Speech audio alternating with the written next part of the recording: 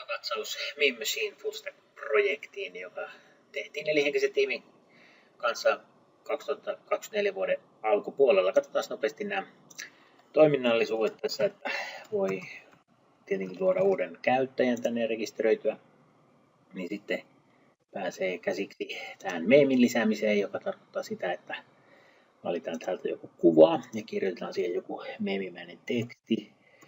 Laihdutus kuurin jälkeen kesäkunnossa.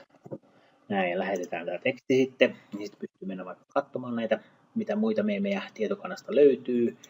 Eli tällä teemalla löytyy tämmöisiä muitakin tekstejä, joita ollaan keksitty tänne tietokantaan, ja sitten tässä on muita hakutoimintoja, että voi hakea vaikka uusimman meemin perusteella, eli siinä on tämän päivän meemejä, ja niistä voi sitten tykätä tällä tavalla.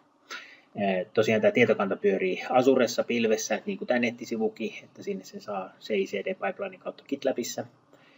Ja frontendissä käytettiin Reactia, backendissä Expressia, kontitettiin ne sitten sinne. Ja tämä oli meidän tiimille ensimmäinen Full Stack-projekti, niin sen puoleen tämä oli niinku ihan mukava tekele viikossa tämmöinen.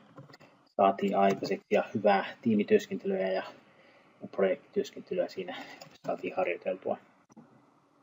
Niin sen puoleen oli mukava ja onnistunut kehittävä projekti.